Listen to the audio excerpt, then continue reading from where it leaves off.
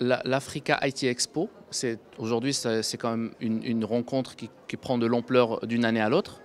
Cette quatrième édition, on voit une grande mobilisation de plusieurs acteurs qui sont de plus en plus conscients de l'enjeu de la digitalisation.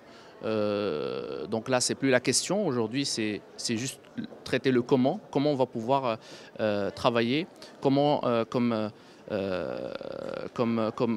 comme avait dit Sa Majesté lors d'une visite dans un pays africain frère, l'Afrique doit faire confiance à l'Afrique. Donc en partant de ce constat-là, il faut qu'on travaille la main dans la main pour pouvoir trouver les leviers pour un nouveau modèle de développement pour l'Afrique, gagnant-gagnant. Et le digital, c'est une véritable opportunité qu'on a dans le continent africain. Donc nous sommes ravis de pouvoir organiser cette rencontre qui va traiter cette problématique en profondeur. Mais la particularité aussi de cette édition, c'est qu'on l'a organisé avec la Chine, donc un pays développé, avec toutes les avancées technologiques, notamment sur la 5G, sur l'industrie 4.0 et sur l'intelligence artificielle. Donc c'est un débat qui va être très riche et ça confirme la position du Maroc en tant que hub africain et comme une passerelle entre l'Occident et l'Afrique subsaharienne. Donc en marge de cet événement, nous avons choisi d'organiser une rencontre autour de la compétence, étant donné que tous les secteurs, tous les défis qu'on a, tous ces grands chantiers du Maroc ont une question commune qu'il va falloir traiter, c'est la compétence. On peut lancer des grands projets, lancer des infrastructures, mais si on n'a pas la compétence, si on n'a pas des ressources humaines qualifiées en quantité et en qualité suffisante, nous n'allons pas pouvoir y arriver.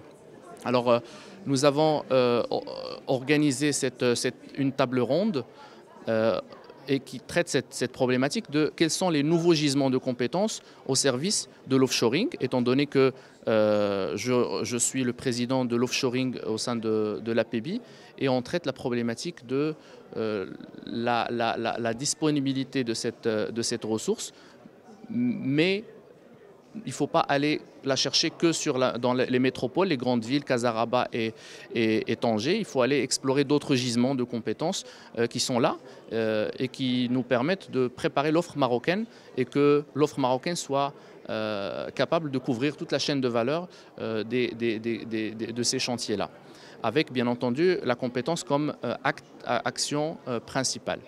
Nous avons étalé la question. Et nous avons impliqué les grands secteurs qui créent de l'emploi au Maroc, à savoir l'IT, télécom, l'automobile et l'aéronautique, pour dresser un bilan, de faire un état des lieux du niveau de préparation du Maroc. Et on s'est rendu compte qu'il y a des actions très intéressantes qu'on n'a pas forcément, qu'on ne met pas forcément en priorité. Nous avons développé, nous avons pu avoir à développer à travers la structure d'animation offshoring financée par le ministère de tutelle, une plateforme qui permet de cartographier ces gisements de compétences au niveau national pour voir quelles sont les autres alternatives, parce que nous sommes face à des grands défis, mais il y a aussi les compétences marocaines qui sont très intéressantes pour d'autres pays. Et donc on a quand même constaté un départ je dirais, assez important de compétences vers l'étranger. Maintenant, il faut trouver des solutions alternatives. On ne peut pas obliger les gens à rester dans un territoire. Le monde est ouvert. Et donc, la question, c'est comment pouvoir répondre à cette question en allant chercher dans nos bassins RH la compétence et comment l'accompagner pour pouvoir répondre à ce besoin de plus en plus croissant du marché. Donc la plateforme, c'est un prototype que nous avons soumis, on va dire, à la critique des experts.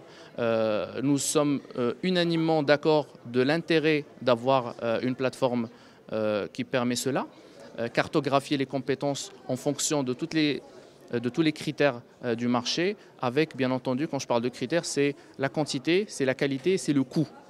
Donc aujourd'hui, nous avons, grâce à la structure d'animation, les fonds nécessaires pour pouvoir développer cette plateforme. Et nous nous sommes engagés sur un planning pour pouvoir sortir une version, on va dire, utilisable par des investisseurs ou par des sociétés installées au Maroc qui veulent faire de la croissance organique au Maroc, mais qui ne savent pas orienter leur investissement dans telle ou telle région.